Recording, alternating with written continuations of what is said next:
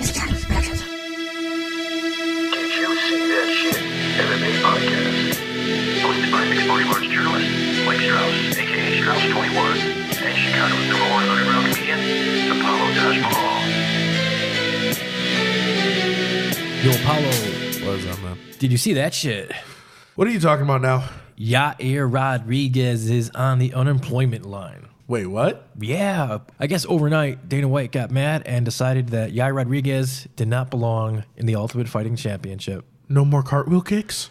Well, not in the UFC. Story goes like this. According to Dana White, Yair Rodriquez refused to fight the number 5 ranked Ricardo Lamas and refused to fight Zabit Magomed-Shapirov.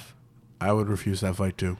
Well, this is after multiple media outlets reported that was actually a done deal. So they kind of jumped the gun on that. You know, they had a little Twitter spat. I guess Yair put out something to the effect of fake news, and I don't think Dana White took too kindly. He retaliated saying real news, and the next thing we knew is Yair was no longer in the UFC. My first reaction is, oh my God, that's super dumb. Look at all the other people who are dodging fights. And then I was even the dumb person who goes, Conor McGregor hasn't fought in this amount of time. Obviously, not the best analogy. There are other fighters out there who are more, but that's obviously a big name, so that comes to mind. Then I step back. I look beyond the elephant, and I think to myself, Yair Rodriguez hasn't fought in over a year. His last fight was a loss, if I'm not mistaken, to Frankie Edgar, correct? Or has he had a fight between that? Yair Rodriguez's last fight was against Frankie, and that was a little over a year ago. So he hasn't fought in over a year, and he's trying to be the best in the world. Do you think? You know, I would assume so. You're working with Izzy Style in Chicago. You're trying to rep not our anymore. city. He hasn't worked with him in about 8 months. Well, Kies has also fought in over a year, so last time I checked. But This is true. A lot of fighters commented on Twitter, as you can imagine, right? I really like what Corey Anderson had to say. He basically said, listen, a lot of guys say that they're fighters. A lot of guys talk about they want to be the best in the world, and then they turn down fights. Yep. So this is one of those instances, and right or wrong, this is the reality that we're in. I put out a tweet this morning because I was anticipating I was talking about this today. Basically, I wanted to know where Yair Rodriguez is going to end up signing. Bellator. I put Bellator, PFL, ONE FC, or other. We got 32 votes as of right now. 63% agree with you, Bellator. And the second place would be other. Really? So no one thinks he will go to the PFL? Oh, no, we have 3% going to the PFL, 6% going to ONE FC, and 28% to others. So my guess is that other is probably Combate Americana. Yeah. Bellator. That's most likely where he'll end up. He's a popular fighter. Can you imagine Emmanuel Sanchez and Yair Rodriguez for the 145-pound title? Oh, I don't even think he would be a challenger. I think that'd be a fun fight anyway. Yeah, I'm not a Yair fan. I'm sorry. I know everybody's out there, but I honestly don't think he's a top 10 fighter. And if that wasn't crazy enough news, on more of a somber note, many UFC employees, and not actually any fighters, but some members of fighters' entourages were held up at gunpoint outside of the hotel where the fighters and personnel were staying. Now, no one was hurt, but definitely traumatized, as you can imagine. This is a messed up situation. I was robbed once, and I know how it feels. And imagine being in a country that I'm not from. Like I was around my house, so it kind of was a little more comforting. Definitely sending positive vibes their way. If you haven't figured out yet, you are listening to the Did You See That Shit Mixed Martial Arts Podcast. I am Mike Strauss, a.k.a. Strauss21. And I am the number one underground comic, the one and only self-proclaimed Apollo Taj Mahal, Apollo T Mahal on Twitter. Go follow me. Follow us on all the social media platforms, guys, whether it's Twitter, Instagram, Snapchat, Facebook. It's all the same. DYS, TSP, put a little underscore in between there. Look for an orange smiley face, poop in his eyes. Apollo has named him Jeffrey. There you go. If you want to get more intimate, give us a call, 708-669-4777, or shoot me an email, mike@didyousee-that-shit.com. Also, if you want to listen to our podcast, you know what you need to do? One, use the app that you're using right now, or go to iTunes, Google Play, YouTube, Stitcher, and all those wonderful podcasting apps. You know who else I want to give a shout out to? Fight Fit Lifestyle. Man, I gotta say, they got some nice clothes. Definitely. They have more than just clothes, though. They have hats. They have night gear. They have, as you said, some sporting gear. They have a lot of different stuff for men, women, children, and they're very affordable priced, very high quality stuff too. I want to give a shout out to Stephen Ocho Peterson. He is the owner and chief operator of Fight Fit Lifestyle, and he is a fucking badass fighter in his own right, and he's got a fight coming up that we're going to talk about a little bit later on too. Yes. Go check him out, guys, fightfitlifestyle.com. Wanted to talk a little bit about coaches. Just very briefly here, I know that you've been involved in not combat sports, but you've been an athlete pretty much your entire life. Yes. So you've had a coach pretty much your entire life. Yes. Tell me the best advice that a coach has ever given you that still to this day you still think about. As long as you have air in your lungs, you can't lose. It's pretty good advice. Yeah. And I just want to say, man, a coach for me, he would pick me up from my house, take me to the games. He was a mentor. Like a father figure. Father figure, man. When I think of coaches in MMA that were able to really improve upon a fighter's skill set, in recent years, I really think of Angelo Reyes. He is the boxing coach for Frank Mir. Now, hear me out. Frank Mir, 5-6 years ago, he didn't really have a stand-up game. No, not at all. Angelo Reyes has turned that weakness into a strength. Which I was saying the entire going up to the fight, his hands are not bad. You were. You absolutely were. We had a chance to catch up with Angelo Reyes, Frank Mir's boxing coach. And here you go. I want to introduce Angelo Reyes. He's Frank Mir's boxing coach, and he's also the owner and operator of Reyes Striking. What is going on, man? Hey, how you guys doing? I'm glad to be on your show, Mike. Thank you for putting up with all this technical difficulties that I had getting you on here, but thank you so much for doing this. Yeah, no. Hey, thank you for showing up to the fight and being there. I heard it was, I don't know what the exact gate figures was, but I heard it was like the second highest gate for Bellator. So that's awesome. I know that place was packed, man. It was hard to hear each other. It was, man. It was the second highest gate ever. And I know that Bellator the last couple of days, there's been a couple of reports on what the TV figures were, but it's basically in the high 800s. And it's a home run in all accounts for Bellator. And a large part of that is because of Frank Mir, a gentleman that you know very well. Yeah. No, me and Frank have been together doing the striking style since 2000, and it's basically after his loss to Overeem. So we went on that nice little run where he beat Silva, beat Duffy, really beat Arlovsky. So I hate it when they do that figure, and then even Dana White had said he clearly, he beat Arlovsky. It wasn't even really close. So lost to Mark Hunt, then we had to be laid off for a bit, and then he comes back, man. And I thought he was doing great. I'm glad Frank finally talked about it. You always gotta let they're the ones in there, right? The fighters. So you gotta let the fighters talk first before anyone else could really talk. But Frank's doing great. He's in Russia right now. He's doing the ACB. Mm-hmm. He's raring to go, man. He's ready to get back in there. I'm sure if they allowed him to fight next weekend, he'd probably do it. So he wants to get right back in. Yeah, well, one of the things he mentioned was that he felt like his striking was kind of where it needs to be. He says he wants to go back to work with Drysdale. That's his BJJ coach. He wants to work on that a lot more. But where would that leave you? I mean, I still think that you have improved Frank's striking so much to where that is a strength of his now. Yeah, no. I mean, the team's going to stay intact. I mean, I can't foresee me and Coach James Horn, who's actually Frank Mir's black belt. He's been with Frank since right after Frank beat Tim Sylvia. So he's been with Frank the longest, and he knows Frank very well. And then Robert Drysdale obviously has been with Frank for a while, and so have I. So we have a solid team, and the three of us really get along well. In fact, I'm going to see Robert Drysdale tonight. I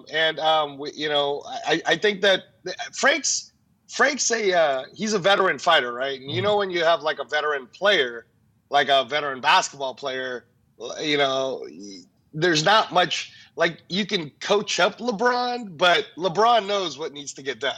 You know what I mean? Yeah.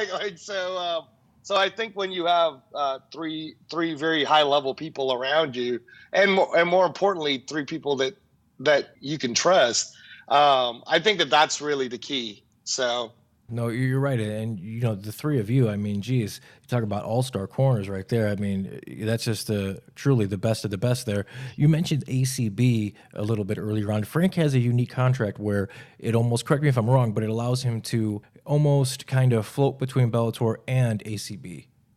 Yeah, working with Bellator and more so working with Scott Coker and Rich Shue, and Mike Hogan, all those guys at Bellator. Super awesome guys. They're, those folks there, they really understand what fighters need. And, they're not trying to monopolize any fighter.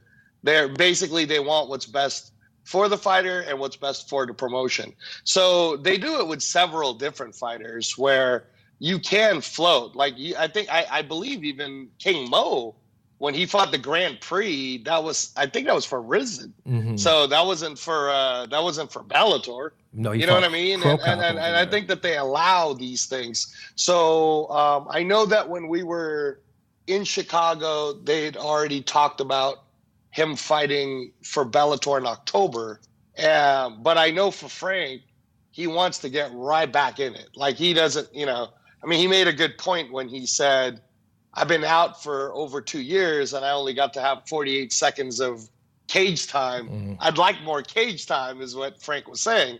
So that makes sense to me. And I think that it's more a question of what Bellator wants to do next. Me myself, if I had a choice, Mike, if they're going back to New York, Madison Square Garden in July, like they did last year when they did the whole Fedor Mitrione and Chael Sonnen was a part of it. I would love it if they include Frank Mir in a card like that. In Madison Square Garden, you're in New York. Frank Mir's obviously he's such a big name in the sport of mixed martial arts. He's kind of like Oscar De La Hoya, right? Mm-hmm. And if you put him in a market like New York, then that would, you could see how much help Frank really did in terms of promotions and putting Bellator's name out there a lot. He flew to LA, he flew to Chicago, basically whatever Bellator needed, Frank provided it. So I think that if that can happen, that'd be great. I just don't know if it can. Again, that's all up to Bellator. That's all up to what they want to do. If they want to wait till October to bring Frank back, then yeah, I could definitely see Frank wanting to maybe fight for his company, ACB, much sooner than that. Just, really just to get the cage rust off, off of him. He really feels that, the cage rust part of it is when, instead of going back to a game plan, because Frank normally fights very, high IQ, very emotionless, sticks to a plan. And just like he mentioned, man, when he got judo flipped, it kind of hurt his ego, and then he wanted to go balls to the wall against Fedor, which it is what it is, right? It is what it is. I'm more happy, also that the fans got like a Hagler Hearns type, because again, man, anybody who's a real MMA fan or a real MMA, like if you love MMA, doesn't matter what company you like, if you just love MMA. How can you possibly say anything negative about a 48-second heavyweight match in where both guys knocked each other down, and you saw knees, you saw punches, you saw kicks, you saw a judo flip, and I'm sorry it was only 48 seconds, but in a way, that's why I was saying it's like Hagler Hearns, man. Mm-hmm. I think that it was going to go that route anyways. I think that they were both so hungry, wanting to get each other, that it was just going to keep going that way. If Mike Beltran hadn't stopped it, I think you would have seen more, but I think you would have seen more of an action-packed fight. So I definitely hope that every single person realized that if you can get that much action in 48 seconds, imagine what a rematch would be like. Mm-hmm. So I'm hoping a rematch happens at some point. You and I talked a little bit yesterday, too, about some of the possibilities, and one of the ones that you brought up was the possibility of perhaps Frank Mir and Rampage maybe going at it in kind of an alternate bout, similar to what Crow Cop and Nelson are doing at 200 here.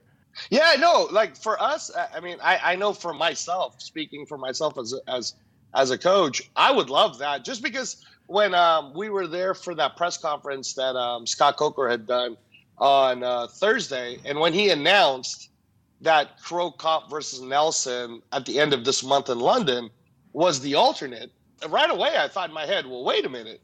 If you're allowing Roy Nelson back in, or a chance to have back in, then with what Frank just showed and the performance that he had, why not let Frank get back in there? Plus, Rampage Jackson, in a lot of ways, feels like he was a bit robbed of an actual action fight. In a lot of ways, you heard Rampage. He felt like Chael was kind of playing a very coy, let me stay away from your wheelhouse type fight. And then, Chael won 29-28. We were there. I thought it was a very smart performance for Chael because he couldn't have outstruck Rampage anyways in the sense of power. I'm talking about power. He clearly used the striking to win on points and grind out a decision against Rampage. But there's a difference between fighting Chael and then fighting Frank. I mean, can you already imagine Rampage and Frank Mir going at each other, letting their hands fly? I mean, I like that. I like that a lot. I don't know if Rampage would like it very much because he didn't look great on the ground against Chael, and Frank would probably submit Rampage the first time Frank gets him down. So so I don't know if Rampage would like the matchup, but I think it's a great matchup. I think that if you want to get back in the tournament and you need an alternate fight, I think that would be a great alternate fight. Yeah, I agree, man. And, speaking for the fans, that is a fight I think a lot of the fans are salivating to see, regardless of their age and regardless of how Rampage looked. I still think that's a fight that would draw. And like you said, if you put that on a stacked card on the East Coast, I mean, that's just going to add to it. I mean, we saw Bellator's numbers. They rebounded very well with this show, as we thought they would. And as we said, a large part of that was Frank. And, of course, you working with him is a large part of that, too. I want to thank you for your time. Is there anything else you'd like to add? No, I just want to say, guys, if you guys could all just stay positive always. I love it when especially when the fans and media can just find all of the great things that these fighters are doing, like like all the fighters we've mentioned, and remember that this is still a sport that's only been around for 25 years. So the more positive everybody could be, the more mainstream it's going to be. The last thing you want to do is to shit on your own sport. Like, there's no need for that. Mm-hmm. So really, like when everybody talks about it, let's all try to talk about all the positives. There's enough negatives in the world that we don't need to talk about any negative things in mixed martial arts either. Let's just all be positive. And then, hey, Mike, anytime you're in Vegas, man, when you get back out there, Frank Mir's gym is going to be ready, I believe, around mid-July. So you should come down, check that out. And, of course, anybody who comes to Vegas, come check out Robert Drysdale's gym. He's amazing coach. And then follow me at Reyes Striking on Twitter and Reyes Boxing on Instagram. And Mike, I'm sure you and me will be talking soon again. Absolutely. I can't wait to have you back on, man. I appreciate it. Thank you. Take care, Angelo. All right. Man, you are so lucky I was not here. I wish you were there for that one because I think you and him would really hit it off. I think we'd have a really cool conversation. Definitely next time he's on, you got to be here for that one. I got to be here for that one, man. He seems awesome. So moving along here, Bellator 199, UFC 224 going on this weekend. They're going head-to-head. I love Bellator and UFC nights because it's just like this giant long card. It's going to be a lot of fights on Saturday night. They might be going head-to-head on Saturday, but we're going to take it one at a time here. Let's first go with Bellator 199. Let's start at the top. We're just going to do the main cards here. Who do you like? Bader, King Mo? I said Bader in the live stream, and I'm sticking with that. Tell me why. The biggest reason is I feel that he is now finally a top fighter, and I think since King Mo is very close in size, he's actually probably going to be smaller than Ryan Bader in there. I think King Mo actually has a hard time keeping weight on. Yeah, he walks around normally like 208. Yeah, right about there. Yeah. Actually, probably a little less than that. When I got a chance to speak with him last year, when they were here for 175, when he fought Rampage, remember talking to him, and he told me that he actually had to eat to gain weight to make the heavyweight limit in that fight. I wish I had that problem, but Yeah, right. So he's a small guy. yeah, so he's going to be a lot smaller than Ryan Bader. I just think Ryan's in his prime and King Mo is not, and I don't think King Mo has the tools to really win that fight. Comparing skill for skill, I think their wrestling is very comparable. Yeah. I think Mo might be a better wrestler, but I think Bader might be a little stronger. So let's just say they even each other out there, right? Kicks, I don't think either guy really has a good kicking game, but Bader might have the advantage there. Striking, I would say King Mo has better boxing. However, as I said, I think Bader has better power. So Mo might be able to hit him 2 or 3 times. Bader might only need to land 1. So you have to take that into consideration. And then you're going to go chin. And I'm sorry, but King Mo just hasn't displayed as of late that chin that he used to have. So I have to go Bader here too. He is naturally the bigger guy. He said yesterday that he was about 230 pounds. So I would assume he's around there. that's a solid 230. How about Fitch and Daly? I am going with our man Fitch, the best hair in MMA. He does have fantastic hair and style in his later years here. How do you like it going, though? It's going to be a replay of the Roy McDonald fight. Except I think instead of a choke, it's going to end in ground and pound. It's hard for me to pick Daly here. That's not saying I don't think Daly could land a shot, because I think he could. You mentioned we had a chance to speak with Fitch, and he said he tends to take the path of least resistance. In this fight, it's no secret the path of least resistance is going to be Fitch taking Daly down and beating him to a pulp. So I think that's what's going to happen. I think you're right there. I'll go Fitch. This is kind of where things do get interesting, to me anyway. Czech Congo and Javi Ayala. I am going with Javier Ayala. You switched. Because I just can't trust Czech Congo. A 40-year-old Czech Congo. Yeah, can't trust him. He looks like a superhero, but hits like Jan. Yeah. So, Yeah, I'm going to go Javi too for many reasons. One, Javi Ayala displayed a level of toughness when he went 3 rounds with Roy Nelson that I don't think a lot of people knew he had. yeah. I was a fan of his before that because he's been in Bellator for a while and I've seen him fight before. He is a hard-working, tough heavyweight. He is a big heavyweight. He is a strong big heavyweight. boy.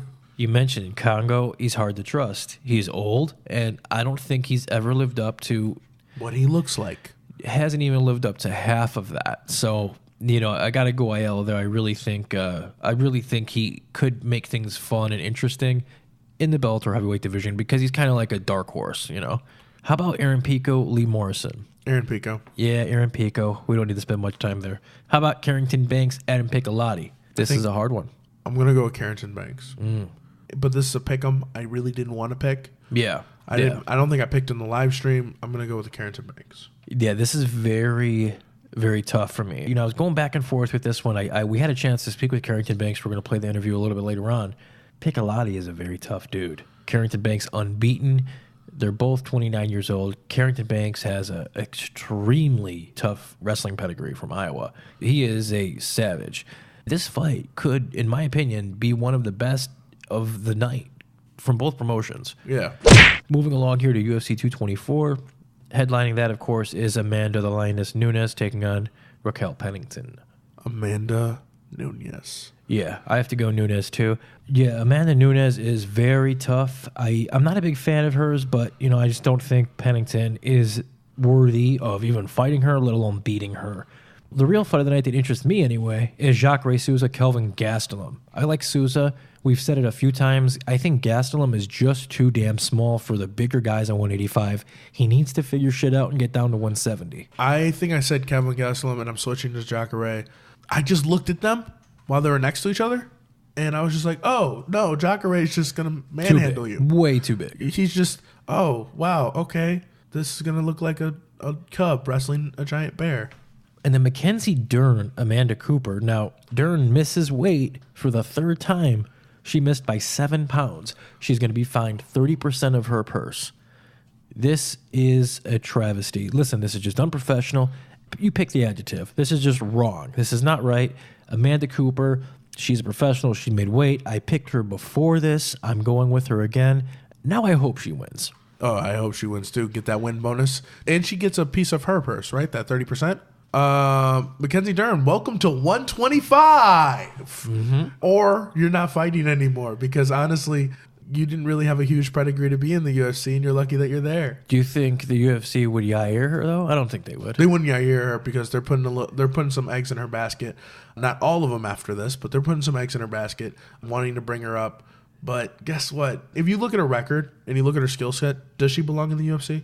Do you believe? Is there such thing as UFC quality anymore? I feel that there should be. I feel that there should be too. I feel like she's a prospect. I feel like she is somebody that could develop into a decent fighter. Right, but that's not what the UFC's for. Yeah, that's not what it, and I'm tired of seeing that. Yeah. You know, I'm sorry, there is the PFL, there is Invicta for that. I agree with you. So for somebody to not show up on weight, someone like her should be on weight. She should be there early. She should be thanking the UFC to be getting these checks because what is she, 6-0 with no real fighters on there, and she's on a main card. So you're going Cooper? Yeah, Cooper's going to beat the daylights out of her. Cooper's going to get paid. And Cooper, you go out and buy yourself some Louis. And then we got John Lineker, Brian Kelleher. I'm going to go Lineker, taking nothing away from Brian Kelleher. He had a phenomenal performance against Renan Barão. I just think Lineker, fighting in front of his people in Brazil, he's going to take advantage of this stage. Think about this. Just a few fights ago, Lineker was regarded as one of the very best guys in the world. He had a couple of tough draws. He had that fight with TJ. If things could have gone a little bit different, we could be easily talking about him being the best or one of the best in the division. I don't think he's really that far off from that. So I'm going to say he beats Kelleher. I've gone back and forth on this several times. Yeah, this is a tough one. Because Brian Kelleher looked very good. Wow. Like a world beater. I was like, huh? Where did this guy come from? But then there's the fact that Lineker, if he touches you, it's sleepy time. Yeah. I'm going to go with Lineker. And then the curtain jerker is actually a fight I think has the potential to steal the night. Lyoto Machida, Vitor Belfort in his last performance in the UFC, supposedly. Why in Brazil is this the curtain jerker? Don't know, but I'll tell you what. It's very interesting to me. This could blow the doors off that motherfucker. I think, dude, Vitor is probably TRT Vitor in spirit. Did you see the way that he came into the weigh-ins, or not the weigh-ins, the face-offs? He came in his pajamas because he's showing up to work on his last day. He doesn't give a fuck. He doesn't it's great. And honestly, if this is truly his last fight, do you think he cares about getting hurt? Well, he's not saying this is his last fight. He's saying this is his last fight in the UFC. Anyways, do you think he cares about getting hurt? And Lyoto Machida, I think Lyoto's going to win. I do too. I think he has a little bit more in the tank, but spinning head kicks all day, bro. We mentioned earlier we had a chance to speak with John Fitch, making his Bellator debut this weekend against Paul Daly. Very cool guy. Here's the interview with John Fitch. I want to welcome John Fitch back to the show. Man, one of my favorite people to talk to, and he's got a big fight this weekend. He's making his Bellator debut against Paul Daly. This is so exciting. How you doing, John? I'm doing good, man. Training's been great. Training camp was great. Excited about this fight coming up, so it's going to be a good week. Definitely going to be a good week, man. I'm super looking forward to this. I think, Daly is a guy who obviously presents interesting challenges to you, but as my co-host said, he thinks this is going to be a replay of the Rory McDonald fight. Without giving away any of your game plan, you're not going to stand and bang with Daly, are you? I mean, I like to take the path of least resistance. So depending on what he's given me, I'll take. You know, I don't think it's a good idea to just go into a fight and only have one strategy or one idea of what's going to happen. But I like to impose my will on people, and they tend to show you the path on how they want to lose. Do you go into fights with a game plan, or do you kind of just feel it out while you're in there? Because you're so well rounded, I feel like you don't really need that. No, I mean my game plan is to put pressure on people. You know, yeah, I have enough skills and I'm well rounded enough to fight anywhere, but I don't want to pigeonhole myself and only be prepared to fight one way in a fight. I want to mostly just put the pressure on them, and they open up and they give you what you need to put them away. Yeah, you've long been one of my favorite fighters, man, just because of your pace. I've been watching you fight since the very first fight in UFC and all the way on through your runs in World Series and now here in Bellator. I think what you're doing now, John, you're kind of expanding. You're doing the shake breaks, the coffee break today. I love what you're doing, man, and you've really been able to change with the times. And Paulo and I, my co-host, were talking before we spoke with you today. We feel that you got way better hair than Kenny Florian. Everybody talks about his hair. His hair is the best, but I'm sorry, man. For dollar, I think your hair blows his away. Do you feel the same? Yeah, man. The hair game's been coming on strong. I've been trying to grow up a little bit. I got a couple sons, and I want to be a good example for them. I've been a slob enough in my life. I'm starting to dress nicer and starting to clean my hair up, shave a little bit nicer. I enjoy watching your shake breaks. You playing the ukulele is hilarious. I love it. You have awesome guitar face, by the way. Nice. But have you ever thought about going into commentating? Because, in this last shake break, I'm going to call coffee break, you were talking about judo and the effects of it, and the way you explained how judo and how you would want to use it in the streets was so good. I was like, man, this guy needs to be commentating for Bellator or something. Yeah, I'm definitely open to it. I may only have 5 more years or so of being able to fight, so I'm definitely looking towards post-career stuff right now. I'm taking the fight game one fight at a time, but I'm trying to develop a following on social media, and I got a Patreon going, doing online coaching. I've got a lot of different things out there, and commentating would definitely be something I'd be interested in. I think that would be a perfect fit for you, man. I mean, you're educated, you're well-spoken, you've been there, you've done that. Yeah, I think that's definitely something that you're going to probably just end up falling into, man. Especially with Bellator. For sure. One thing that really interested me, John, is you went vegan and then you actually went back to eating meat. Yep. Are you still eating meat? Yeah, I eat almost all meat now. Okay. Now I'm meat and greens pretty much. I don't eat sugar. I don't have any sugar in my diet, and very limited carbs. Mostly I'm meat, fats, and greens. That's what you would recommend, because anybody who's seen you fight, man, you look as fresh round 5 as you do in round 1. I mean, you don't get tired. Would you attribute that to your healthy lifestyle? Hard cardio, and a big aspect of cardio is the mental part of it. A lot of people don't train cardio right. They just think of it as a body experience, but you've got to get your mind involved in the cardio. Cardio doesn't really start until you're already exhausted. So you really focus on trying to make sure at your peak exhaustion, that's when you're getting those harder reps. That's when you really make the difference, and you have to have your mind in a state where you're comfortable with it, and that you're all right, and that you're pushing, and it's kind of like a meditative state almost. For me, like hard cardio is meditation. That's when I find my real zen. There's a lot of people thinking that you're a crazy man right now. Not me, because I believe that 100%. And I wanted to ask you, obviously everybody's different, right? And we all have our different zens.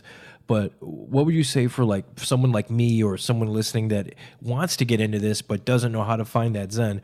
What could you maybe suggest for someone to try to explore that, like to find their own personal zen? Things that can engage you but leave your mind kind of free. Yoga does it for a lot of people, because you got to put yourself in uncomfortable positions, and you have to focus on breathing and figure out a way to keep yourself from breaking, breaking mentally and quitting. You have to kind of take the pain, ease through it. And that's kind of what I'm doing with the cardio, but just on a much more intense and heavy level. Everybody needs to incorporate high intensity training into their life, along with weight training, resistance training. It's like the best thing for you health wise, and if your body's healthy, your mind's going to be healthy. Maybe the truest words ever spoken right there. My co-host, he touched on it a little bit earlier, the ukulele playing. I think your ukulele game you've made leaps and bounds. You were just playing like Red Hot Chili Peppers earlier today, right? Mm-hmm. Oh, yeah, it's one of the first awesome. songs I started learning. I was like, if I can learn this song, I'll upgrade to a more serious ukulele. Because I had like a real cheap novelty one to start with. Why did you start playing, man? Like what? Why? Yeah, you know, I was playing a lot of video games. I was playing like 4 to 6 hours of video games a day, and I was just like, you know, I'm not getting anything. You know, when they turn the console off, I don't walk away with anything. You know, and I was getting ready to start a family and have kids, so you know, I wanted my kids to have music around them growing up, and those two things put together, and then I had read some stuff about how. You know, learning an instrument challenges your mind in a way that helps it stay young. And I thought just for, you know, being able to have a better brain health, you know, better cognitive abilities, because you're challenging fine motor movements with your mind at the same time, would be something to help add and make me a better person. Very cool. Do you feel that some of that has also helped you in your fighting in a way? I always felt like learning other things has helped me when I was wrestling, would help my wrestling and just my way of thinking. Yeah, anytime you can challenge yourself. That's part of keeping your mind young is constantly challenging it, learning new things, learning new skills, you know, reading and retaining information that you read. Don't just read garbage. No. But yeah, all those things are, I think, important to maintain a good life, a healthy life, and you know, we only get one life, so we might as well make the most of it. And there's a lot of great things out there that we'll miss out on if we're just wasting our time, you know, watching porn and playing video games. That's for sure. And unfortunately, I think far too many people spend their time doing just those things, man. Yep. You know who you are, Jaron.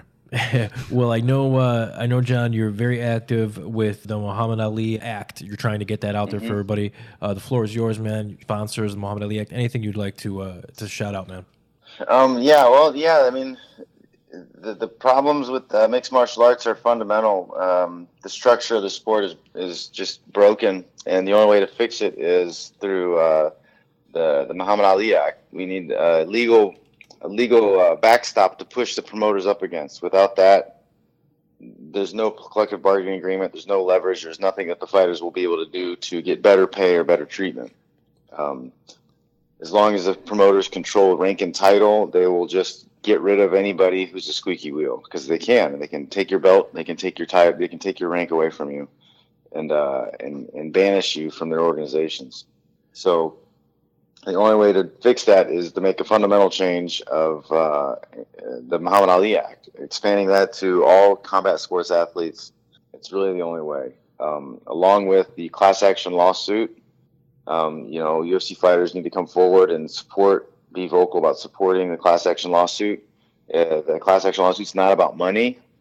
The lawyers will get mad at me for saying that, but the class action lawsuit is about creating a legal precedent to be a backstop to help push them up against, to make sure that they know if they continue the same business practices, they'll get sued again.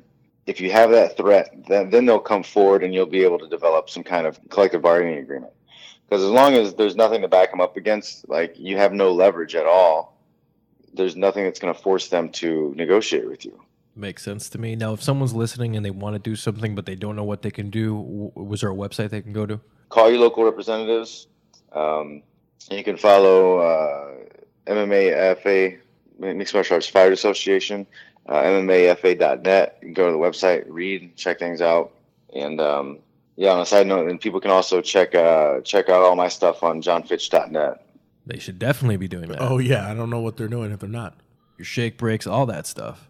My blog series is up there, too.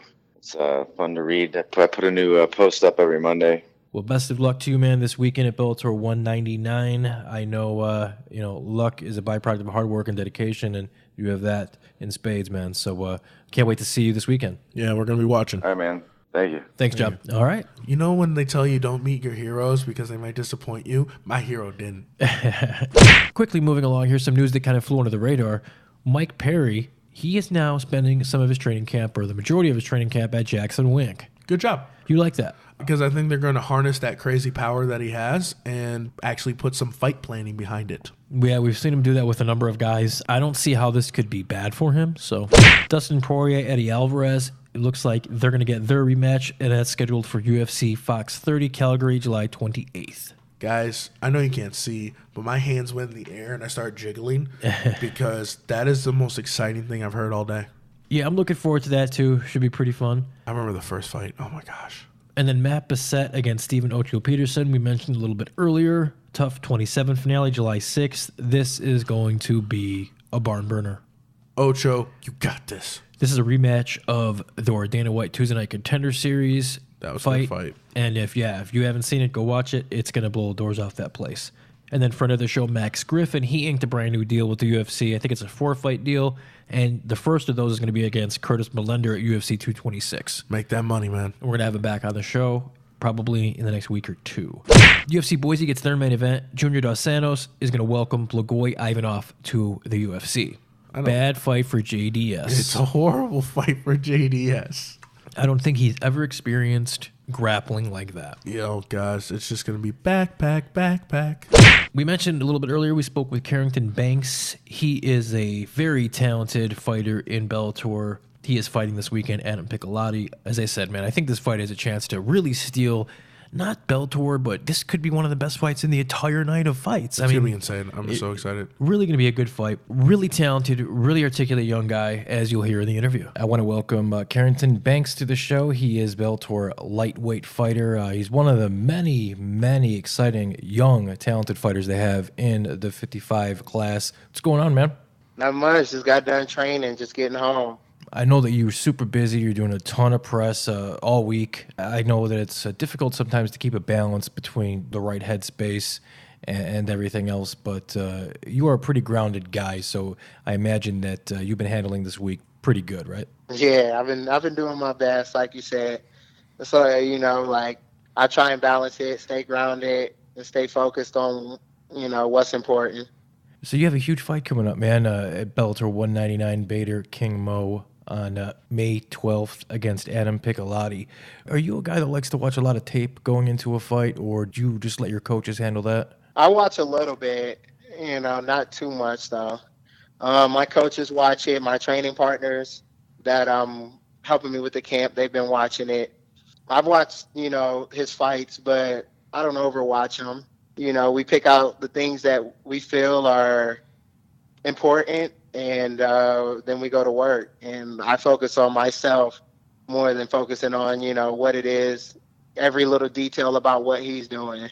I focus on, what I'm going to do when I get in the cage.